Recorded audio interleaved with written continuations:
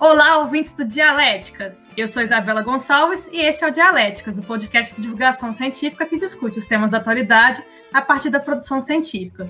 Eu falo de Mainz, na Alemanha, e diretamente de Lisboa, meu amigo de Dialéticas também, Fábio Jardelino. Oi, Fábio, tudo bom? Olá, ouvintes. Olá, Bela, Cícero. Obrigado aí pela presença. E hoje eu estou muito feliz porque a gente tem mais um convidado especial, Cícero Vilela, doutorando em Linguística na Unicamp, onde realiza pesquisas em análise de discurso e cidade. Cícero, seja muito bem-vindo ao Dialéticas. Oi, Isabela. Oi, Fábio. Oi, todo mundo que está ouvindo a gente. Obrigado pelo convite. Vai ser um prazer enorme poder conversar com vocês sobre esse trabalho que nunca acaba, né? O trabalho acadêmico nunca acaba. A gente está sempre trabalhando e desdobrando alguma coisa nova no nosso trabalho. E hoje, caras e caros ouvintes, nós vamos discutir o artigo de autoria do Cícero e também do professor Wedenclay Alves, publicado na revista Ecopós. O artigo se chama Vielas de Sentido, Discurso Imaginário na Cobertura do Globo sobre a Ocupação do Alemão. Cícero, o microfone é todo seu para fazer a tese. Tese. Então, basicamente, esse artigo, Vielas de Sentido, ele é um recorte da minha dissertação. Na minha dissertação eu tinha um intuito de entender esses sentidos da pacificação, só que eu tentei dar um aspecto histórico para ele, analisando 30 anos da cobertura do Globo. O que aconteceu sendo talvez uma sorte de pesquisador, que no meu recorte coincidiu de eu pegar as matérias que culminaram ali na semana posterior ao chamado processo de pacificação do Complexo do Alemão. Então, nesse recorte específico de análise, deu para a gente capturar de que existiam alguns movimentos ali na cobertura do Globo que a gente não estava observando antes. Essas próprias questões que a gente vai abordar mais para frente, da guerra e da questão da paz, daquilo que vai vir depois, do futuro, ou seja, todos esses aspectos discursivos da matéria que iam aparecendo ali.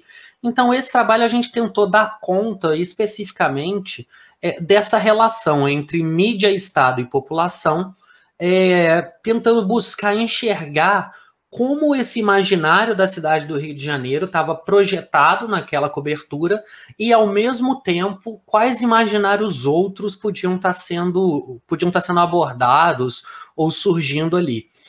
Eu confesso para vocês e para os ouvintes do Dialéticas que esse foi talvez o setor de análise mais difícil de fazer na minha dissertação, porque ele era o mais escorregadio, assim, ele era o menos determinado, foi muito tranquilo até chegar na pacificação, conseguir determinar como é que estava a polarização, como é que os elementos apareciam e etc. Quando chega no processo de pacificação, e vou usar um termo do professor Kleber Mendonça, lá da UF, que ele fala de pacificação dos sentidos, dessa tentativa de fazer as coisas ficarem do jeitinho que tem que ser, em termos de significado, ali tudo parecia muito móvel. Realmente, naquele momento da pacificação, onde estava eclodindo todo o processo, a gente está falando mais ou menos, se não me engano, 2010, 2011, mais ou menos nessa faixa, 2010, especificamente, novembro de 2010. Tudo era muito movediço. A cobertura estava se modificando, especialmente o jornal Globo, que foi objeto de análise, estava entrando mais na favela, você tinha uma variação um pouco maior de fontes, então ali, naquele momento, me parecia que algo poderia mudar na cobertura. Só que, ao mesmo tempo, algo se mantinha. Então, o artigo é muito mais nesse sentido. Esse trabalho, acho que reflete muito um momento da pacificação, ele é talvez uma fotografia do momento, tanto que o desdobramento da pacificação depois volta para o outro lugar, volta para o lugar que já era anterior.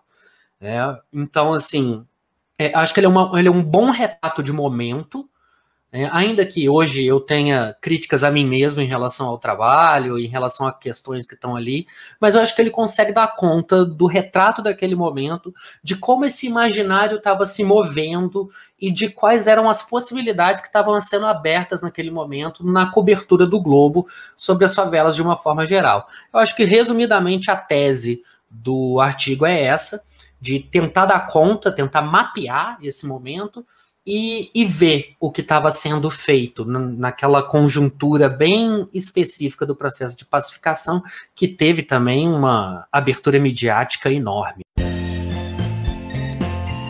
Antítese. Cícero, eu nunca tive coragem de fazer análise de discurso, mas é um método que me fascina muito pela corrente teórica que o sustenta. A gente tem aí duas correntes antagonistas, vamos dizer assim, a corrente inglesa e a francesa. Eu já falei para você que eu gostava da inglesa, você foi lá e falou, não, eu gosto da francesa. Mas enfim, vamos falar de análise de discurso de forma geral. O que me chama a atenção na análise de discurso, e talvez isso a gente possa convergir entre a escola inglesa e a francesa, é a pretensão de entender a estrutura de poder e dominação. Por isso ele é um método que, como você mesmo coloca no artigo, ele não parte de uma epistemologia realista, em que haveria de se suspender o véu da ideologia para atingir a verdade. Mas como que a análise de discurso ela se afasta de outras metodologias de análise textual ao abraçar esse viés ideológico? Então, eu acho que, pelo menos para deixar claro num ponto, eu acho que a análise do discurso de linha francesa, até porque a própria definição de análise do discurso de linha francesa já comporta uma pluralidade de autores que apontam cada um para um lado também, né? Você tem Péchet, Manguenot, Charroudot, que, apesar de terem convergências, tem muito mais pontos de distanciamento em algumas questões. Eu acho que... Aí, jogando um pouco para a questão da análise do discurso inglesa, Fairclough, Van Dyke, que acho autores excelentes, eu acho que essa análise do discurso que eu pratico, especialmente de linha pechetiana, ela tem muito mais convergências com a inglesa do que uma análise de discurso especificamente do Manguenot, por exemplo, né? Eu acho que, assim, a grande questão dessa análise do discurso que vem da linha do Péchet, para mim, é uma concepção de ideologia bastante ampla e que tenta dar conta, de maneira contraditória, do processo de dominação que acontece nos sujeitos, né? Não só mas tentando articular sujeito, história e a própria linguagem. Eu não sei se ela é vantajosa em termos de análise textual. Eu acho que ela consegue dar conta de tentar ler as estruturas de poder nas textualidades, e eu gosto de frisar textualidade porque eu acredito que a análise do discurso não precisa se restringir somente a texto, ainda que isso mereça um debate mais aprofundado, mas eu acho que a questão é entender a ideologia como constitutiva do texto. Por isso que ela não é uma epistemologia realista, ou seja, de que existe um véu e por trás do texto existe uma ordem que rege esse texto, né? Na verdade, a ideologia está dada no próprio texto, na própria produção do texto, na constituição, ela é constitutiva do texto. Eu acho que esse é o ponto mais interessante dela, né? Pensar a ideologia como constitutiva. E eu acho que tem uma frase muito interessante de um autor da AD, que é o Jean-Jacques Courtine, que ele diz, tem um texto dele que chama O Chapéu de Clementi, que ele vai falar sobre a questão da memória, na análise do discurso, e ele tem uma frase que ele diz o seguinte: o analista de discurso precisa ser linguista e esquecer que é linguista. E eu acho que isso resume bem qual é a atitude dessa análise do discurso pechetiana em relação à abordagem dos textos.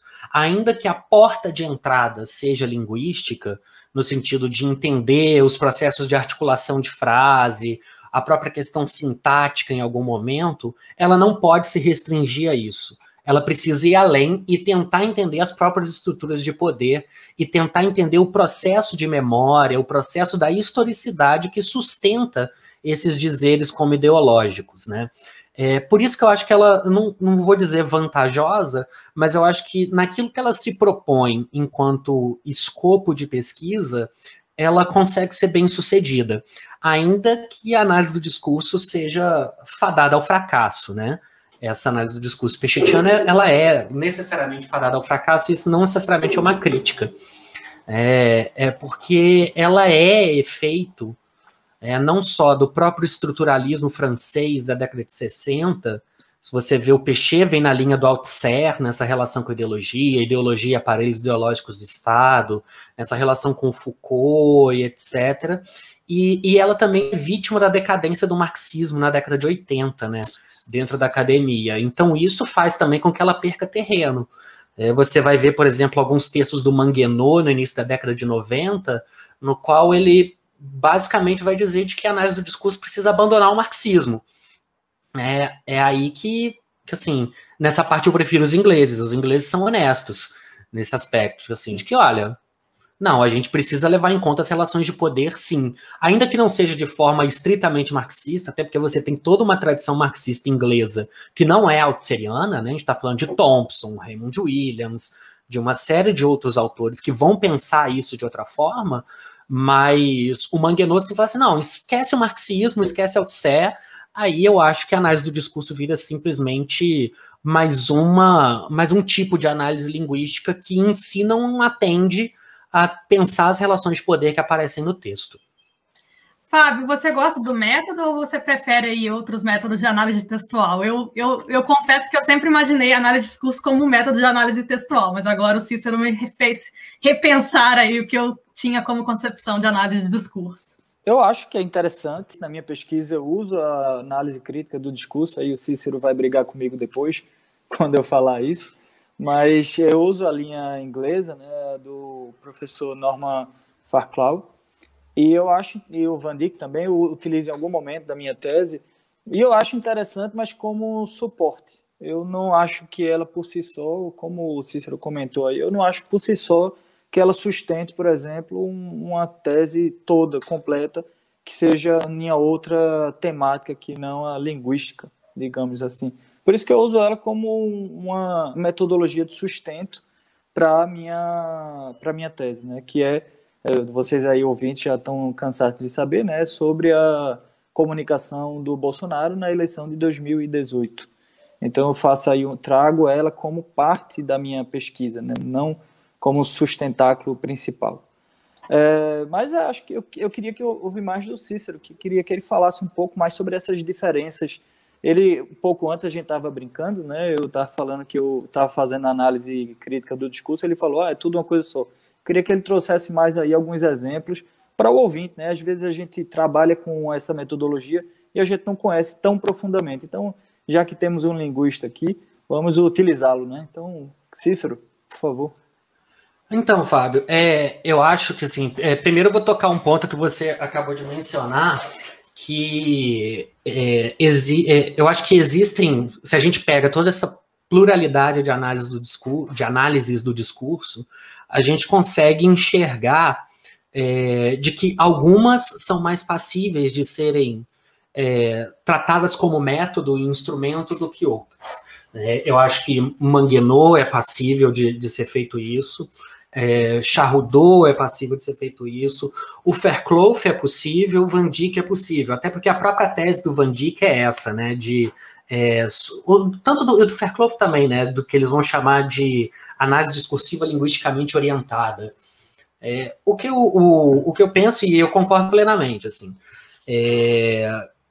a análise do discurso não vai dar conta do todo, e por isso eu digo que ela é fadada ao fracasso. A pretensão era essa. A pretensão do Péchet lá na década de 60, em 68, quando ele publica a tese A Análise Automática do Discurso, muito impactado pelo estruturalismo francês, você vai ver que o intuito é esse, não, vamos montar aqui algo para dar conta do todo, né? E por isso ele vai... o Péchet tem uma frase que ele vai colocar, só que isso num livro posterior, que ele vai dizer de que o ponto de encontro da linguística com a filosofia é a semântica. Ou seja, quando a gente vai discutir o sentido, o significado das coisas, é o ponto onde toda uma concepção sobre sujeito, história, se encontra com uma concepção de língua. Então, nesse aspecto é que o Péchet vai falar, assim, olha, a gente está tentando interpelar a linguística a partir daquilo que ela deixa de fora, especificamente a linguística estruturalista de Saussure e dos saussurianos, né? Que é a história. A gente está pensando no estruturalismo, que foi basicamente, em grande parte, uma metodologia no qual a história foi apartada, foi deixada de lado, né? A gente está pensando nas estruturas, nas teorias do valor, de como um signo tira valor do outro, como eles estão sempre em relação a, que são elementos metodológicos importantes, mas que, é sincronia, né? Dentro da definição. É sincrônico, é aqui e agora. Aí o Peixe vai a Althusser, como bom altusseriano que era, bom marxista que era, assim, não, existe uma questão da linguagem que diz respeito à história, mas que não diz respeito à história pensada de uma forma linear, né, mas diz respeito à memória, diz respeito a algo que sempre retorna, de que a possibilidade de produção de sentido, ela só é possível porque o sentido já é dado, de alguma forma. Então ele vai por aí. E o que seja talvez o ponto positivo da análise do discurso é exatamente entender essa deriva, essa falha. Porque se tudo funcionasse do jeito que devia, não tinha por que ter pesquisa, né? A gente precisa olhar exatamente a deriva, a contradição, a falha, porque é aí, e eu acho que nesse ponto é que se sustenta a própria perspectiva marxista, de que esse deslocamento que o Marx faz do Hegel, né? De que para o Hegel a dialética é ontológica, ela está no próprio ser e em tudo que há. Para o Marx, a dialética ela é histórica, né? Ela está nas relações sociais. E dentro dessa linha Althusser, Peixe, a dialética é histórica também na língua. Essa contradição ela vaza. Por mais que haja, por mais que exista um desejo de eu, enquanto autor, enquanto escritor, fazer com que seja entendido da forma como eu quero ser entendido, isso não necessariamente acontece, porque existe história. Eu não sei se foi uma resposta, assim. Acho que foi uma resposta sim, Cícero, e responde um pouco, por exemplo, por que eu fui tão receosa em relação à análise de discurso no passado, porque eu tive o primeiro contato com a análise de discurso no Peixe, e eu fiquei um pouco traumatizada, porque ele é muito... Você não consegue encontrar caminhos para realizar a análise. E eu sou uma pessoa muito pragmática, então, assim, eu gosto de um manual. Olha, você faz isso, você faz aquilo, você faz aquilo. E nesse ponto, o Van Dijk, ele me supra um pouco mais. Aí eu parei para pensar, olha, eu adoro a ideia de análise de discurso, mas assim como o Fábio, eu penso na análise de discurso como um método a mais para minha pesquisa, como uma forma de você encontrar de forma qualitativa respostas, por exemplo, que o quantitativo não entrega. E aí, mas no final das contas, eu acho que essa que é a grande beleza da pesquisa, né? Você não tem um método perfeito. Na verdade, não existe um melhor método, existe o método mais adequado para a sua pergunta de pesquisa e para o que você está querendo entender no final das contas. Agora vamos falar um pouquinho mais sobre cidade, que é um ponto que o seu artigo traz muito, e no seu artigo você fala muito sobre a questão da heterogeneidade do espaço urbano e como que os discursos, eles, em relação à cidade, por exemplo, eles se modificam ao longo do tempo. Fábio, você já trabalhou no Recife e você tem uma ligação muito forte aí com a cidade. Você percebeu ao longo do seu percurso, tanto enquanto pessoa que mora no Recife, enquanto cidadão do Recife, por exemplo, quanto enquanto jornalista que narra a cidade, as modificações em relação ao imaginário de Recife no seu percurso? Olha, eu diria que Recife é um grande estudo de caso, né? O Recife, como dizia Chico Science, é a pequena maior cidade do mundo. Recife é uma cidade, a quinta maior cidade do Brasil, né? Uma metrópole, uma capital, e é uma cidade que teve um turbilhão cultural no início da década de 90 até meados aí dos anos 2000. Agora estamos numa linha decrescente, né? Culturalmente falando, mas continuamos ainda na cena brasileira, né? E cultura. Tanto é que o cinema, hoje o cinema brasileiro, toda a vanguarda vem de Pernambuco. Tanto é que a gente teve o movimento do mangue. Então, a linguagem dentro da cidade, ela mudou muito nesses últimos 20 anos aí falando. E a gente até falou no episódio do Dialética sobre isso, né? O episódio que a gente trata sobre a narrativa dos filmes do Kleber Mendonça Filho. Foi mediado por mim também. Então, isso mudou muito. E especificamente no jornalismo, e aí trazendo aí o artigo do Cícero, fala também, é uma matéria do jornalismo, né? Então, falando em termos de jornalismo, a gente percebe também uma certa mudança nessa linguagem jornalística. Esse discurso urbano, né, que você fala, isso se altera muito e a gente consegue perceber isso. Eu achei muito interessante o artigo do Cícero por trazer alguns pontos daquela matéria que por acaso é uma matéria, parece um release de assessoria de imprensa, não sei o que é que o jornalista tinha na cabeça quando ele escreveu aquilo, mas isso a gente vai falar também mais para frente. Mas existe sim, existe essa mudança e é muito interessante. Ô Cícero, você, no caso, você estuda a cidade também, mas focando especificamente no caso do Rio e no caso da favela, né? E como que você percebeu essa mudança assim, de discurso ao longo do seu mestrado em relação ao Rio ou em relação às favelas mesmo? Em relação ao Rio, eu acho que tem uma coisa que até revisitei alguns outros trabalhos meus para pensar com o que eu estava na cabeça na época. É de que, assim, o Rio, pelo menos é uma concepção particular, tanto minha quanto do Éden, né, que escreveu junto comigo, é de que o Rio é uma grande caixa de ressonância em alguns aspectos desse discurso sobre a identidade brasileira. Então, a favela ela fica num pêndulo, né, contraditório.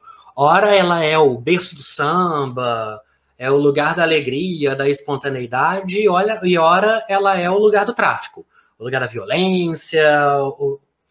A questão é de que a lógica dessas narrativas jornalísticas costumam ser muito a lógica do ou, e não a lógica do e. Olha, na favela tem alegria, na favela tem violência, na favela tem samba, etc., assim como em qualquer lugar. Esse imaginário vai sendo criado em cima dessa lógica do ou. E o que vai mudando, em parte, a cobertura acompanha muito alguns processos históricos que vão acontecendo de mudanças, por exemplo, no tráfico de drogas. A própria cobertura acompanha isso.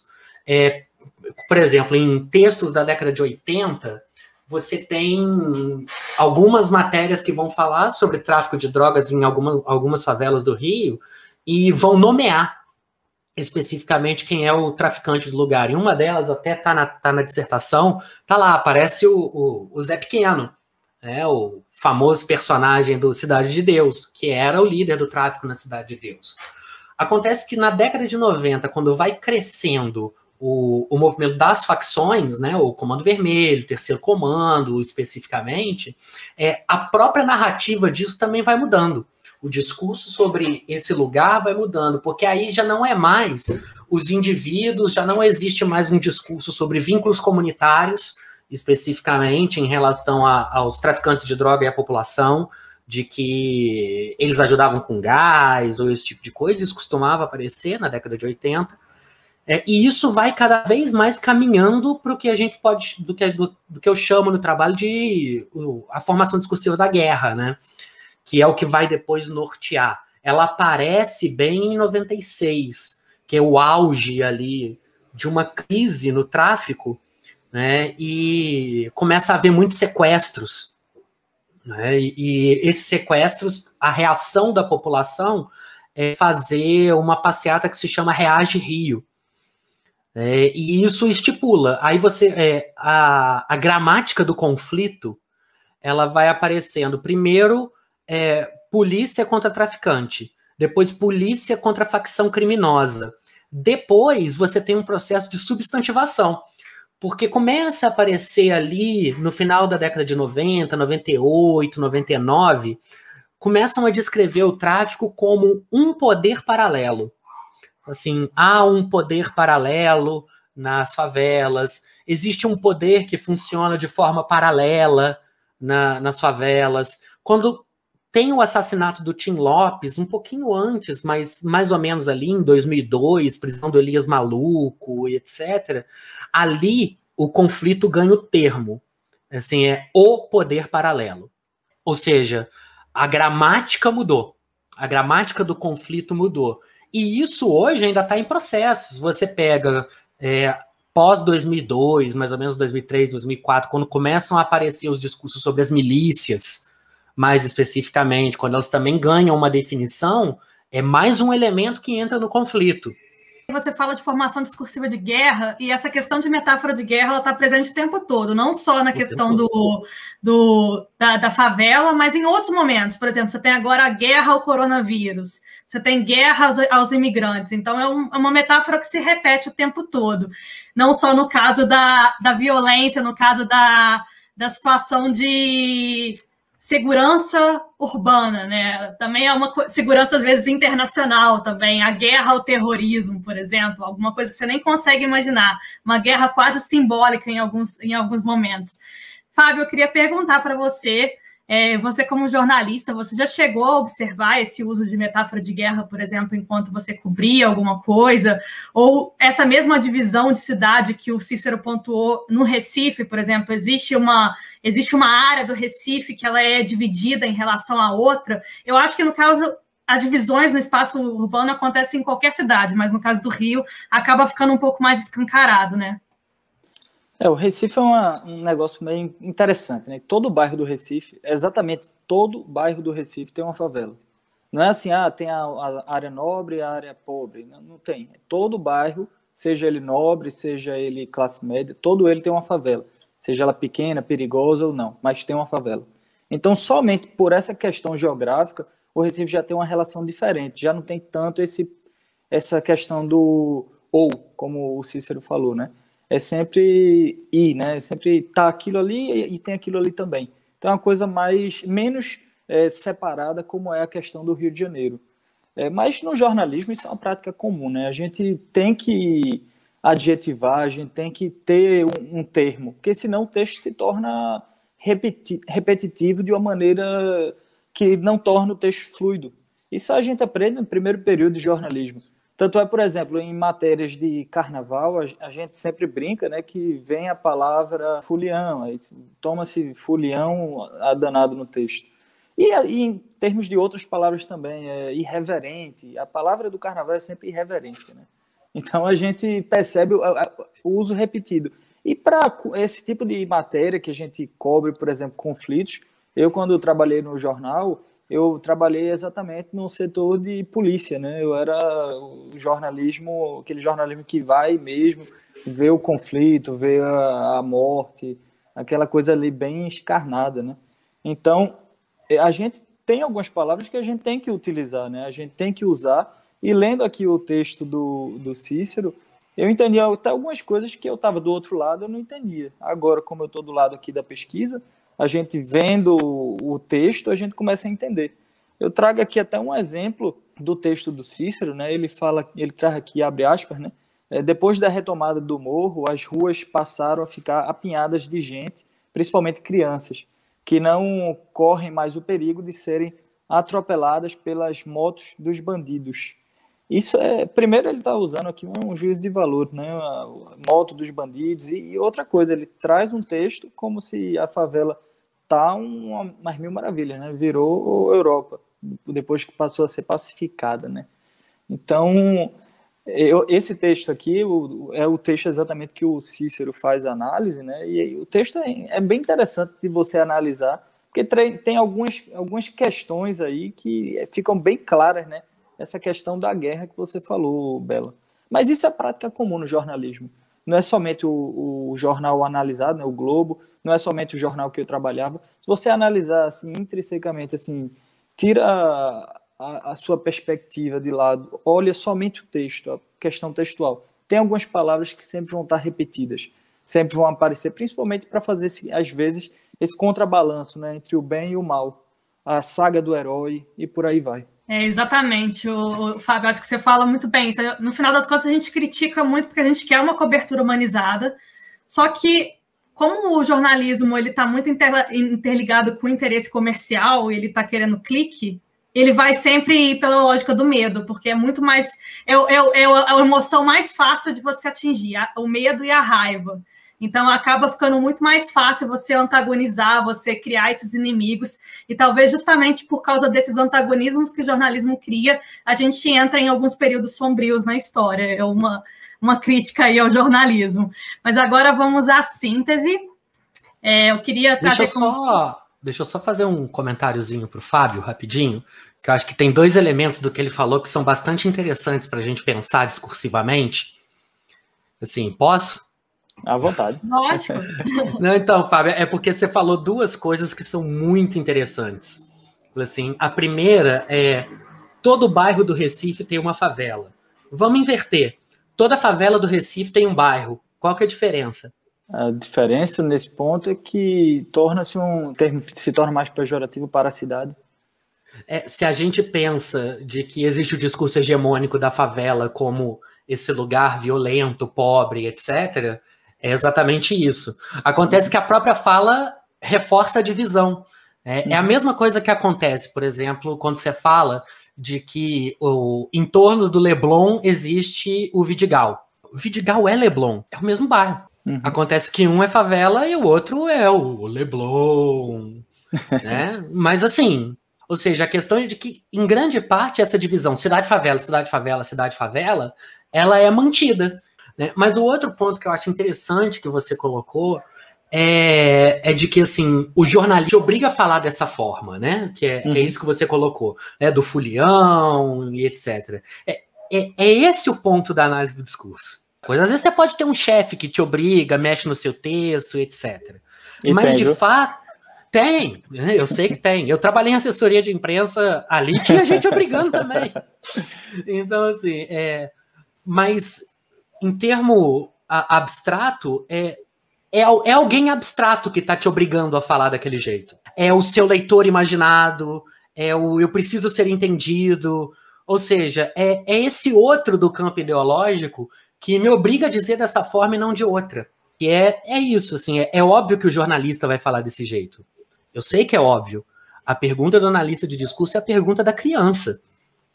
Assim, por que é óbvio? É quase como se a análise de discurso apontasse o óbvio mesmo, que já está escancarado, ela só ilustra essas demarcações de poder mesmo. Exatamente, assim, porque é óbvio que lendo o meu artigo, ou lendo os artigos do Globo que eu analisei, você vai ver, então até parece que as crianças ficando na rua não corriam risco de ser atropelado por um carro qualquer. Claro que corriam, mas o gesto, mas aí você se pensa assim, mas o gesto de falar de que eram as motos dos bandidos não é por acaso. A palavra bandido é muito forte nessa frase, né? Exatamente. Ela traz toda a força do que é o viés ideológico que está sendo imposto naquele texto. Né? Exatamente isso. Eu acho que isso é um mérito não só da análise do discurso pechetiana, como também da análise do discurso inglesa, né? De Van Dijk e de Fairclough. Eu já falei para a Isabela, eu sou fã de carteirinha do Van Dijk. Espero que a Eni Orlando não ouça esse podcast, né? Porque se ela ouvir, ela vai brigar comigo, falar assim, como assim você está elogiando o Van Dijk? Mentira, a Eni até gosta do Van Dijk.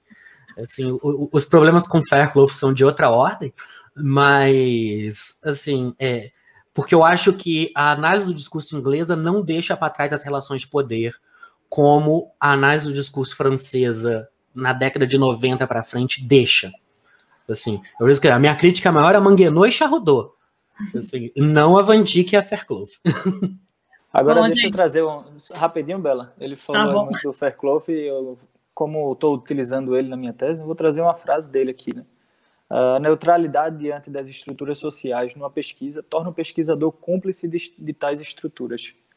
Então, vamos defender o Fairclough. Ele também tem uma pesquisa muito interessante, muito positiva. Eu até prefiro ele do que o Van Dijk, por acaso. Mas eu gosto mais do Van Dijk. Então a gente pode cada um seguir, colocar uma camisa aí, a gente faz uma gincana para ver qual que é melhor.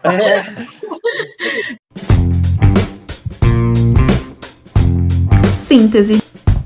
E aí, o que eu queria trazer de síntese é o seguinte, né? Como a gente falou ao longo desse episódio, é muito claro as formações discursivas aí, a forma como o discurso ele escancara as relações de poder na sociedade e como escancara essa divisão, né? Entre elites simbólicas, por exemplo, e aqueles que são excluídos o tempo todo. Então, no final das contas, é muito difícil você acabar saindo desse ciclo, mas a gente precisa sair desse ciclo de alguma forma e tentar encontrar, sim, uma cobertura humanitária para cobrir o acontecimento. Eu acho que essa que é a grande militância da academia e a militância de quem analisa o jornalismo de fora, porque é óbvio que quando você está numa redação fica muito difícil você, às vezes, quebrar com aqueles padrões, mas eles precisam ser quebrados para que a gente tenha uma sociedade um pouco mais igualitária e justa. Fábio, qual a sua síntese? Bom, eu adorei o artigo, adorei a discussão, adorei o Cícero, eu não conhecia ainda, adorei, uma pessoa excelente, e quero conversar mais com ele sobre análise do discurso futuramente. Mas, sintetizando aqui todo o episódio de hoje, eu acho que a análise do discurso mostra exatamente o óbvio, como a gente já falou agora, e mostra a gente, dá olhos para a gente observar um texto de uma forma mais realista. A gente olha aquele texto e a gente percebe o que é que aquele texto quer dizer de uma maneira óbvia. A palavra do episódio hoje vai ser essa. Então, eu achei excelente. Eu, como fui jornalista, trabalhei do outro lado, né, na redação, e agora estou do lado do pesquisador, né? Estou vendo essa questão com outros olhos. Isso tem me aberto muito a mente para toda essa questão da análise crítica. Então, eu acho que a síntese maior é essa. É uma análise, uma metodologia que explica o óbvio e uma metodologia necessária para a gente abrir os olhos diante do texto. É muito importante a gente ter embasamentos teóricos, independente de ser análise do discurso ou uma análise textual, mas para a gente, enquanto profissional de mídia, enquanto jornalista, de que a gente nunca seja ingênuo em relação ao próprio texto. Eu acho que o principal que a gente pode tirar, pensando na síntese, não só desse trabalho, por se tratar de um trabalho acadêmico, mas de pensar de que isso também não está tão longe assim da prática, é de que a gente precisa também fazer a análise dos nossos próprios textos. A gente precisa também ver até que ponto algumas coisas não estão passando por óbvias, até para a gente também conseguir pensar em práticas diferentes, para que a gente consiga fazer alguma modificação no próprio processo de produção do texto jornalístico. Bom, gente, agora a gente vai para o quadro Referências. O que eu vou trazer aí vai ser um merchan para o próprio Dialéticas. A gente discutiu um texto do Van Dijk, que foi aí muito falado ao longo desse episódio. Foi o episódio, só um minutinho, episódio 42, que a Maurília que escolheu o texto. A Maurília trabalha com o Van Dijk na tese dela, e aí ela escolheu o texto O Racismo na Imprensa, em que o Van Dijk, ele escancara um pouco aí de como que a própria estrutura da redação jornalística ela tá suscetível a reproduzir o racismo na sociedade. Fábio, qual que é a sua referência do episódio? Bom, minha referência para hoje eu vou manter, né, como sempre, vai ser um filme. Eu vou trazer um filme intitulado O Rap do Pequeno Príncipe contra as Almas Cebosas. É esse título mesmo. É um filme pernambucano do ano 2000, dirigido por Marcelo Luna e o Paulo Caldas. O filme é excelente, ele vai exatamente no cotidiano da periferia do Recife, traz aquela vida dentro da periferia sob duas perspectivas diferentes, de dois jovens, sendo um músico e o outro um matador. Cícero, qual que é a sua referência, ou referências, enfim? Eu já quero assistir esse filme que o Fábio indicou, assim, eu tô bastante interessado, me interessa. Depois me manda esse link, Fábio. Eu vou fazer um jabá para minha orientadora. Eu vou indicar um texto clássico da análise do discurso no Brasil, que é o livro que se chama As Formas do Silêncio, da Eni Orlandi. A Eni, esse livro ganhou o Jabuti de melhor livro de ciências humanas em 95, onde a Eni procura fazer uma análise do discurso sobre o silêncio. Eu acho que o mais interessante é isso, já que a gente está falando de texto, discurso, etc. Vou fazer a indicação das formas do silêncio, onde existe uma boa análise sobre o silêncio.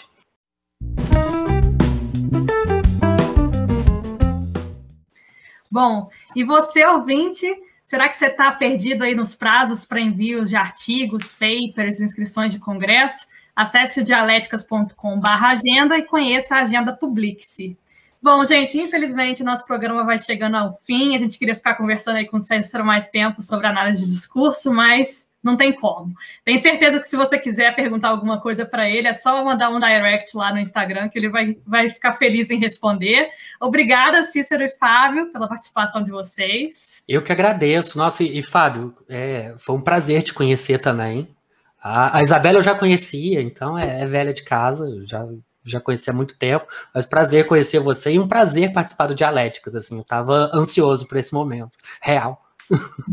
Obrigado, Cícero. Como eu falei, né, antes, eu vou entrar em contato com você para a gente debater um pouco mais sobre a análise do discurso. Achei muito interessante o episódio, inclusive vou ouvir ele novamente para quando eu estiver escrevendo a minha tese. Essa parte da análise do discurso. Vou ouvir porque foi uma verdadeira aula, né? Então, agradecemos. Estamos aí sempre para conversar. Eu adoro falar sobre a análise do discurso, eu sou apaixonado pelo campo.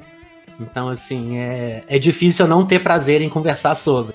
Bom, nós lembramos, ouvintes, mais uma vez, que você também pode participar do Dialéticas, assim como o Cícero participou aqui. Você pode tanto discutir algum artigo que goste com a gente, ou apresentar algum que você tenha escrito e que esteja publicado em revistas aí indexadas. No próximo episódio, a mediação será feita pelo Giovanni. O Dialéticas Podcast é uma produção independente de brasileiros doutorandos em comunicação em universidades europeias, com o objetivo de promover a divulgação científica a partir de debates sobre a produção acadêmica. Saiba mais sobre nós em dialéticas.com e também nos acompanhe nas redes sociais, @dialéticas, no Instagram e no Twitter. A gente está presente em todos os tocadores de podcast e também no YouTube, caso você prefira assistir a gente.